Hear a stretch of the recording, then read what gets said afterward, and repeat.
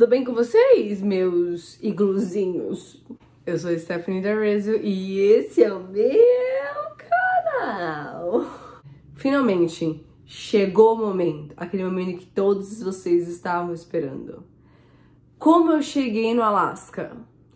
Como eu conheci o meu esposo? Acho que tudo começou com um sonho e foi sempre os meus sonhos que me moveram. Depois de ter tido um problema judiciário com a faculdade, eu estava extremamente desapontada e meio perdida sobre o que eu ia fazer da minha vida. Foi que eu comecei a trabalhar numa empresa como recepcionista, uma empresa muito boa, em que o salário era muito bom, porque eles pagavam meio que modelos para ser recepcionista. Foi nesse trabalho que eu falei, tá, essa é a minha chance. Enquanto eu tava olhando lá no meu Instagram, eu vi um anúncio de uma agência falando que se você fechasse um intercâmbio para a Inglaterra, você iria ganhar ingressos para conhecer os estúdios Warner do Harry Potter. E eu amo Harry Potter. Então aquilo acho que foi o estralo para mim falar, tá bom, vou fazer. E naquele mesmo minuto eu liguei pra agência, conversei por mais de uma hora com o cara e acabou que eu fechei o contrato pro intercâmbio que iria acontecer em mais ou menos 6 meses dali adiante. E eu larguei tudo pra ir pra Inglaterra seguir um sonho que eu tinha. Eu sempre senti que não era meu lugar, sabe? Eu sempre olhava assim tudo ao meu redor e sentia que eu tava num lugar errado. Era uma sensação meio esquisita, porque eu sempre olhava e falava, eu sinto que eu não tenho um lugar. Eu sinto que aqui não é minha casa. Eu sinto que esse não é a minha vida. E assim que eu pisei na Inglaterra, eu comecei a olhar tudo aquilo ao redor e foi quando deu aquele estralo. É isso. É isso que eu precisava, sabe? Eu precisava dessa adrenalina, eu precisava desse sorriso, mas um sorriso, uma felicidade interna, sabe? Aí eu percebi que o mundo era o meu lugar. Meu intercâmbio era para ser por 40 dias e eu estava decidida que aqueles seriam os melhores 40 dias da minha vida. E realmente, foram incríveis. Ia voltar pro Brasil, tava com minha passagem, tava com tudo certinho. Até que eu decidi largar tudo. Não fui e achei um trabalho como au pair. Au pair, pra quem não sabe, é um tipo de intercâmbio que você faz, onde você mora na casa da família, você não paga aluguel, eles pagam um curso pra você, te pagam um salário, comida, tudo, mas você tem que cuidar dos filhos deles em troca. Consegui esse trabalho no dia seguinte que eu me cadastrei no site e aí eu fui morar com essa família. A família era composta somente pelo pai e pelas 2 crianças pequenas. A mãe, ela tinha uns problemas psicológicos, uns problemas de alcoolismo, então nem a guarda da criança ela tinha. Mas eu tava me sentindo muito sozinha, porque eu não dirigia, eu não tinha carro, eu ficava basicamente presa dentro da casa, dependendo de alguém pra me levar pra qualquer lugar. Eu fui atrás de amizades em redes sociais. E eu comecei a conversar com pessoas que moravam na minha região. E aí, pelo que eu sabia, o aplicativo que buscava região era o Tinder. Então, eu entrei no Tinder. E eu comecei a conversar com bastante pessoas, afinal, meu intuito era amizade mesmo. E enquanto eu tava, tipo, colocando like, dislike nas pessoas, eu vi a foto de um cara, assim, lindo. Que eu achei muito bonito. Só que o mais estranho, o que até hoje eu me pergunto, foi que eu não arrastei pro lado. Eu entrei no perfil dele e vi que tava logado com o Instagram. Eu nunca tinha feito isso.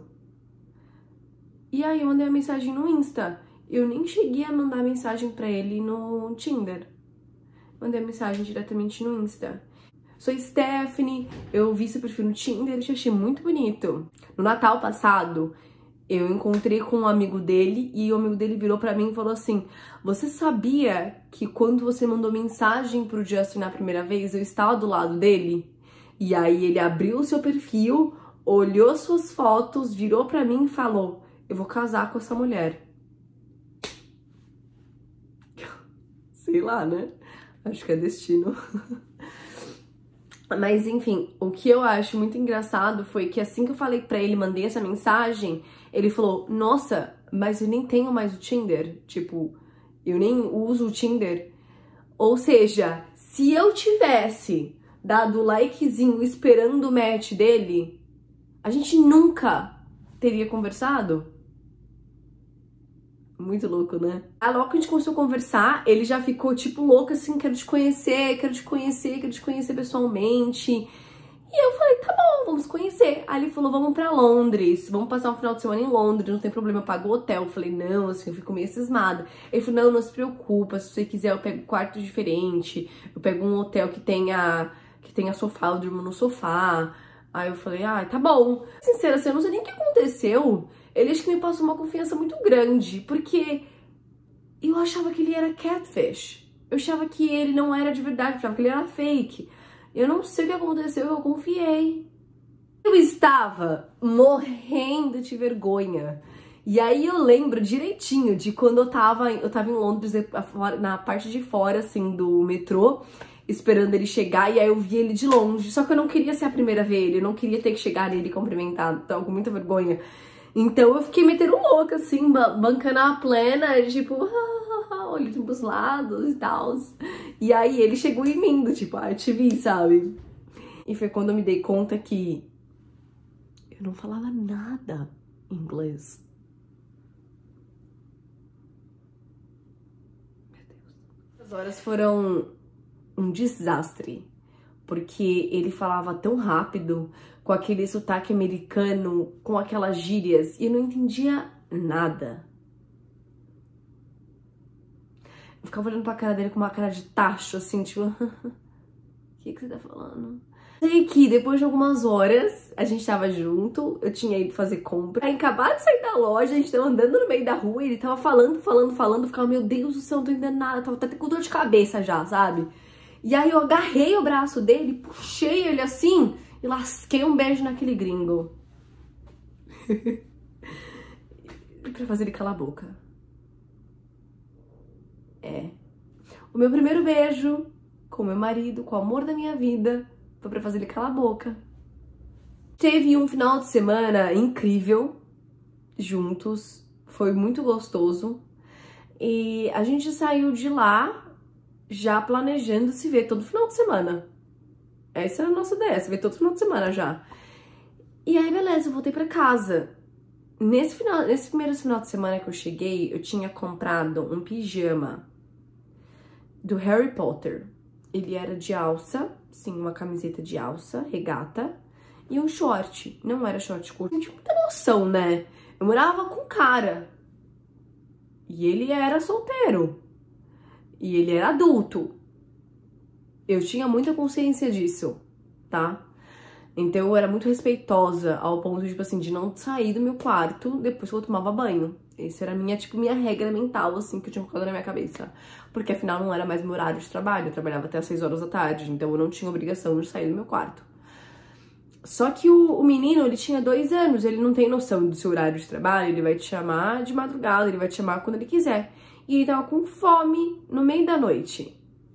E aí eu levantei pra pegar coisa pra ele comer, porque ele tava batendo estraçalho na minha porta. E aí eu desci pra pegar uma coisa com ele rapidinha. E o pai das crianças estava na sala assistindo televisão. Eu tentei passar rápido e beleza, subi pro meu quarto. Nisso que eu subi pro meu quarto, eu peguei meu celular e ele tinha mandado uma mensagem no meu WhatsApp assim: nunca mais usa esse pijama porque você me deixou excitado.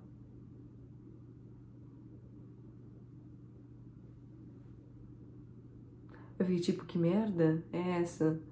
Eu fiquei tipo, porque... Sabe quando a pessoa faz, tipo... eu não lembro se ele colocou risada, se colocou algum emoji, mas foi no sentido de tipo... nunca usei isso de novo, sabe? Foi tipo assim. E aí eu fiquei meio sem graça, não sabia muito bem como reagir. E aí, beleza. Passou. Disso, no final de semana seguinte, eu fui pra Cambridge e pra cidade, pra casa do Justin. Fui pra casa dele. Fui conhecer os amigos dele, conhecer a base americana. Então nós tivemos novamente um final de semana incrível. Eu lembro que a gente tava numa balada em Cambridge.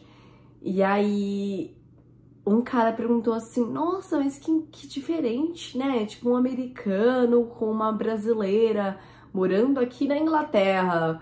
Vocês são namorados? Aí o Justin virou pra mim assim, falou, nós somos? Aí eu falei, somos! E foi assim que a gente começou a namorar. Então a gente sabia que nós estávamos namorando. Aí eu lembro que era num sábado à noite, eu tava na casa dele, já.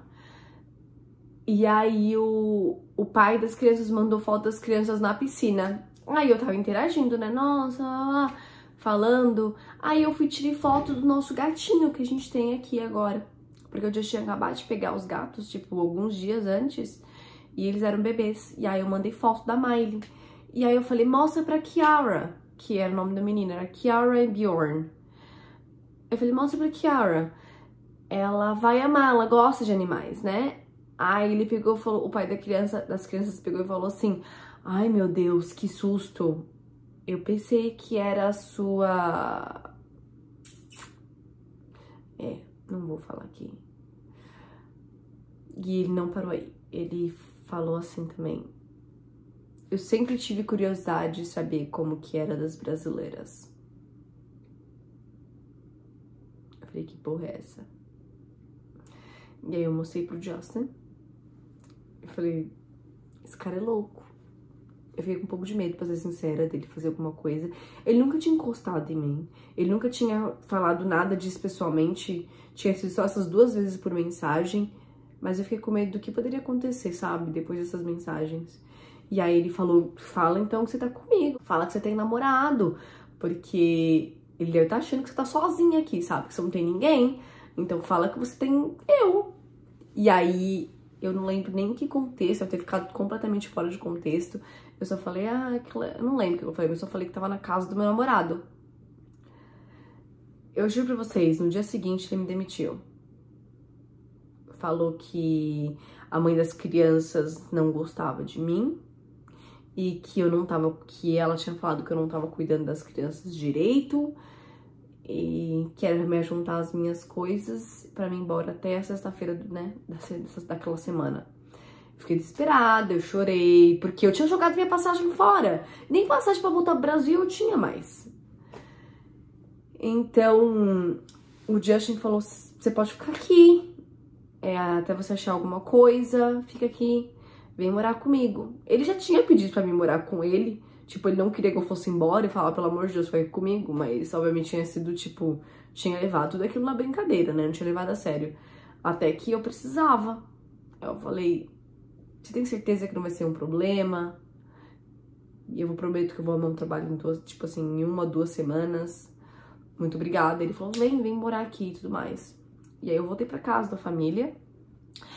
Eu tava extremamente esquisito, desconfortável, foi muito esquisito mesmo. As crianças estavam esquisitas, porque provavelmente ele tinha falado alguma coisa. Ele tava esquisito, até que, acho que 1 noite antes de eu ir embora, ele veio me pedir desculpa. Falou que ela era louca, a ex-mulher dele era louca, que as crianças me amavam, que isso, que aquilo... que isso não ia se repetir, que era pra mim ficar lá e tudo mais. E aí, só que eu tava tão ansiosa, eu acho que pra ir ficar um pouco mais tempo com o Justin, que eu falei, não. Eu também tava com medo do que poderia acontecer com aquele cara, sabe? Então eu já falei, não. E aí eu fui morar com o Justin. Nós passamos meses incríveis. A gente sempre se deu muito bem, sabe? A gente sempre teve uma comunicação não, né? Não vou falar que a comunicação era boa porque meu inglês era horrível. Mas a gente sempre teve uma conexão muito boa. Até que eu lembro que a gente tava voltando da balada. Acho que a gente tava percebendo que a gente era um casal bem baladeiro, né? A gente tava voltando da balada e ele tava, tipo assim, meio bêbado e tal.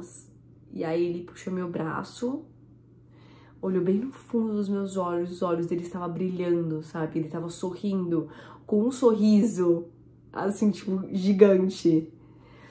E aí ele falou pra mim assim, eu acho que eu te amo.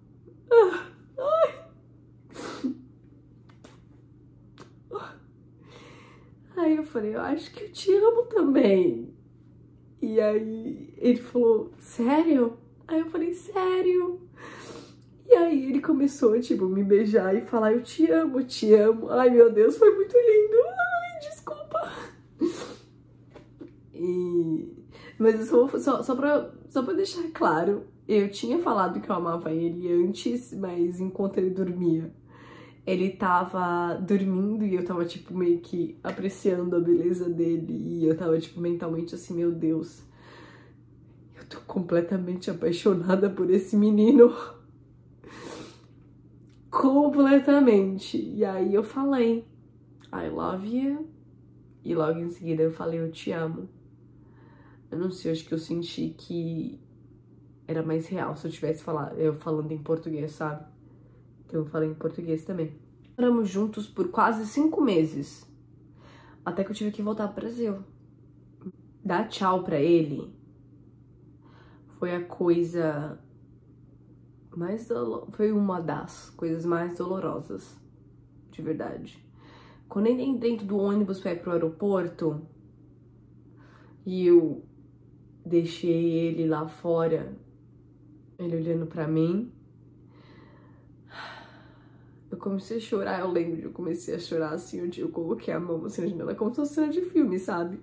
Eu coloquei a mão assim na janela e aí eu chorava, chorava, chorava. Eu chorava tanto, tanto. Eu chorei, aquela viagem de ônibus foi acho que umas 2, 3 horas. E depois foram mais 14 horas no avião. Eu chorei o caminho do ônibus inteiro e pelo menos metade do voo pro Brasil. E aí, eu cheguei no Brasil, olhava tudo aquilo e era meio esquisito, sabe? Tinha uma sensação meio esquisita de que eu tava no lugar errado, que eu não pertencia mais àquele lugar. Eu tava me sentindo meio perdida e tal, mas foi muito bom ver minha família. Eu fiquei muito feliz, a gente aproveitou, abracei todo mundo, até saudade. Até que no segundo dia, eu caí em depressão. Completamente. No segundo dia que eu tava no Brasil.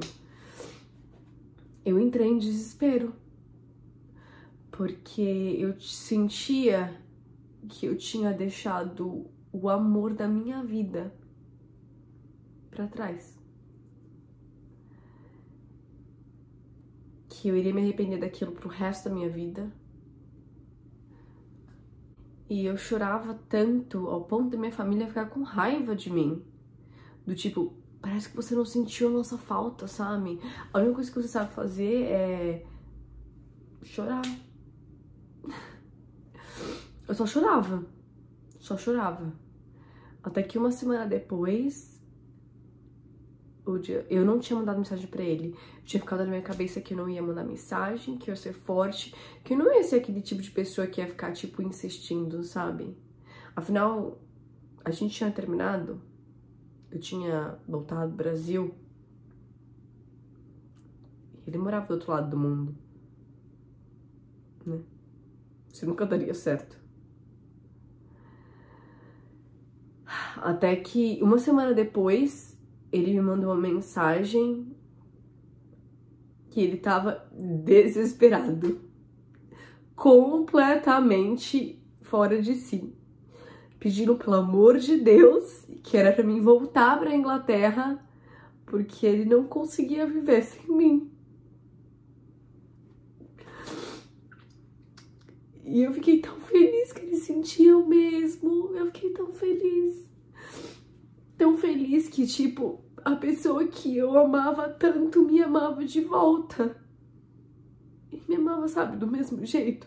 Sabe quando a gente gosta de alguém, aqueles namorinhos, aquelas paixonites adolescente, que a gente sempre tem a sensação que a gente tá se doando mais do que o outro, ou que a gente ama mais do que aquela outra pessoa, ou que a outra pessoa ama a gente mais do que a gente gosta dela? Eu nunca senti isso, sabe? Eu sempre senti que o mesmo amor que eu dou pra ele, ele me dá de volta. Ai, desculpa.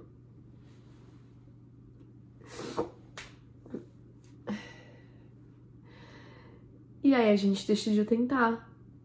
E o meu plano era arrumar um trabalho, conseguir juntar o máximo de dinheiro possível no Brasil e voltar para a Inglaterra em outubro. Isso seria mais ou menos 2 meses, 2, 3 meses longe dele.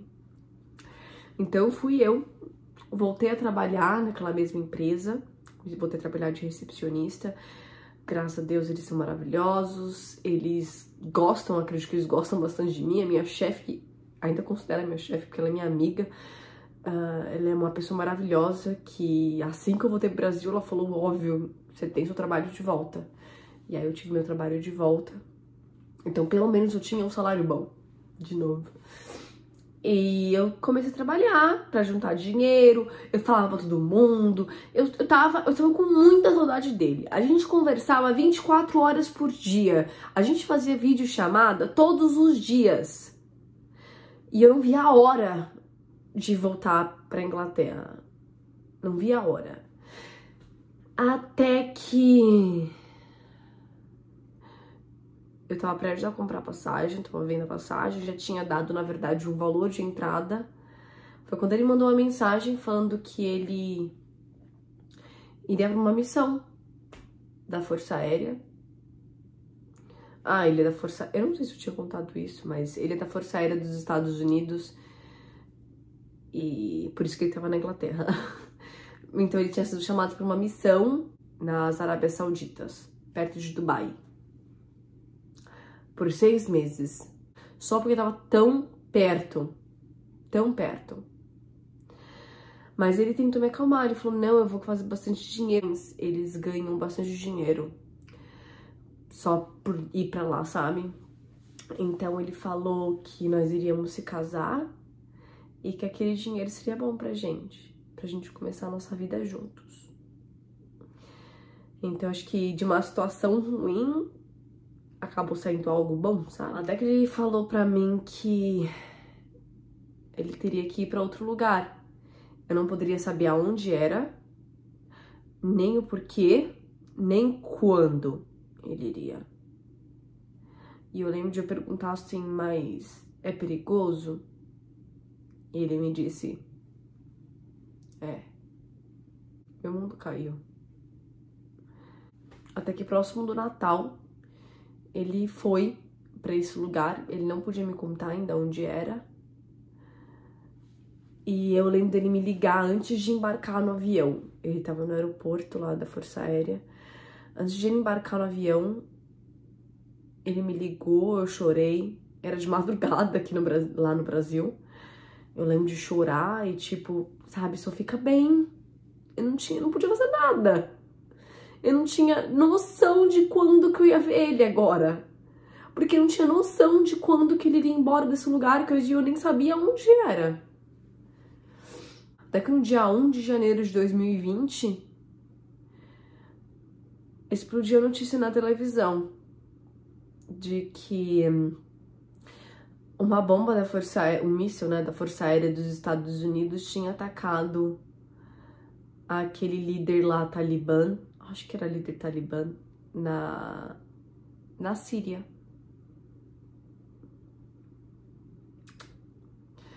E aí, pra ser bem sincera, eu sabia. Eu sabia que ele tava lá. Porque é isso que ele faz. Meu marido, ele trabalha com bombas e mísseis. E é por isso que ele não podia contar. Porque era uma missão secreta. Os Estados Unidos iriam atacar um dos líderes terroristas mais famosos do mundo. Foi quando eu comecei a mandar mensagem pra ele não tava respondendo, eu comecei a entrar em desespero, eu comecei a mandar mensagem pra família dele, a família dele foi extremamente... Como que é a palavra? Apoiou muito, eu apoiei bastante a família dele, a gente meio que se deu base um pro outro. O dia demorava pra... Toda vez que ele demorava pra responder... Era uma coisa, assim, que eu sentia no meu coração. Era uma tristeza, que eu ficava assim, meu Deus, tá acontecendo. Eu não gostava de assistir televisão. Eu não gostava, minha família ficava comentando, que minha família também ficou preocupada, mas minha família ficava assistindo noticiário, escutando rádio. E eu ficava com aquela coisa assim, meu Deus do céu, se eles atacarem onde meu marido, né? Se eles atacarem onde o Justin tá, eu não vou aguentar, eu não vou aguentar. E eu comecei a, tipo... Eu tive crises de ansiedade, crises de desespero. Eu chorava, mas eu estava tentando manter a calma. Porque eles estavam num lugar extremamente miserável. Eles praticamente... Eles tinham tempo contado de banho, areia em tudo que é lugar. As camas eram junto com um monte de cara. Não tinha quase comida, eles não trabalhavam muito tempo, não tinham folga. Então, uma coisa que eu tentei ser muito positiva. O Justin já estava colapsando por si próprio.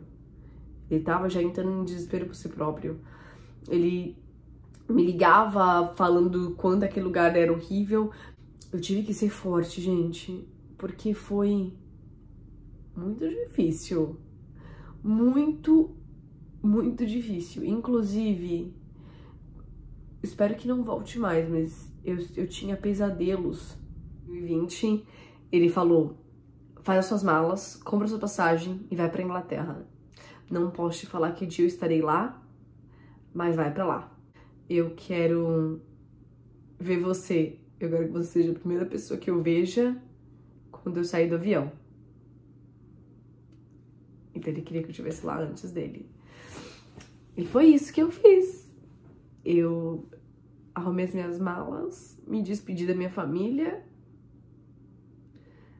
e fui embora. Larguei meu trabalho, minha família, meus amigos. Eu larguei tudo. Tudo.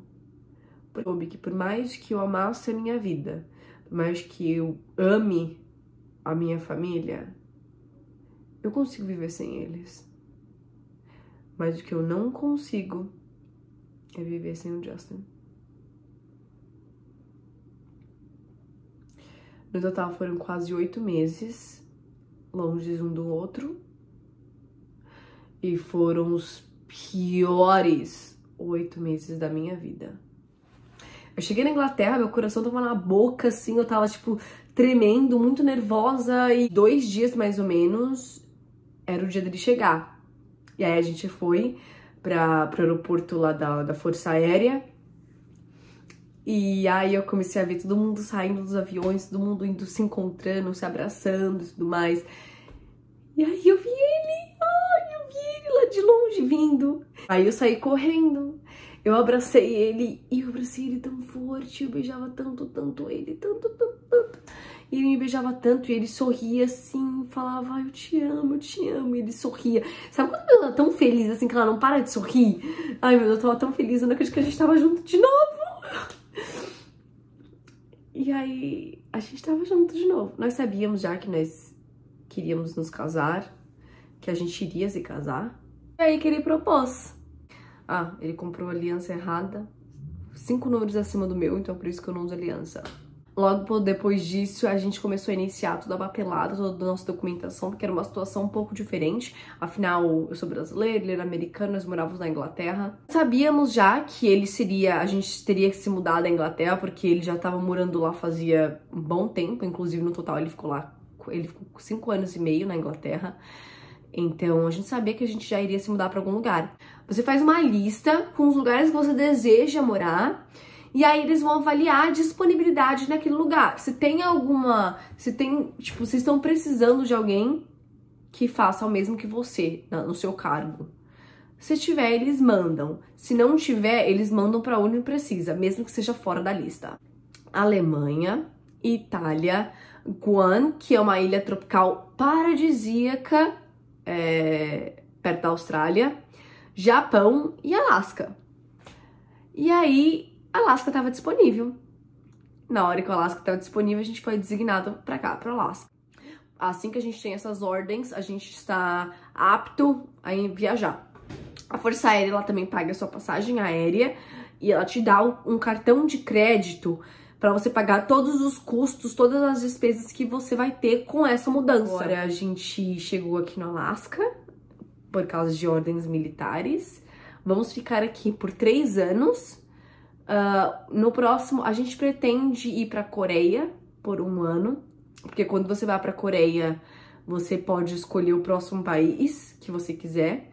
Então a gente tá pretendendo ir pra Coreia e depois, quem sabe, pro Japão. Ficar 3 anos no Japão. E aí a gente vai poder dizer que a gente morou na Europa, América e Ásia. Esse é nosso goal. Eu acho que é isso, gente. Basicamente, é por isso que eu vim pra cá. Essa é a minha história. E essa é a história minha com o meu marido. Eu espero que vocês tenham gostado. Espero que vocês tenham, de uma certa forma, se inspirado. E uma coisa que eu quero falar pra vocês é: nunca desistam de sonhar. São os sonhos que vão te levar em qualquer lugar na sua vida. Beijo e até a próxima.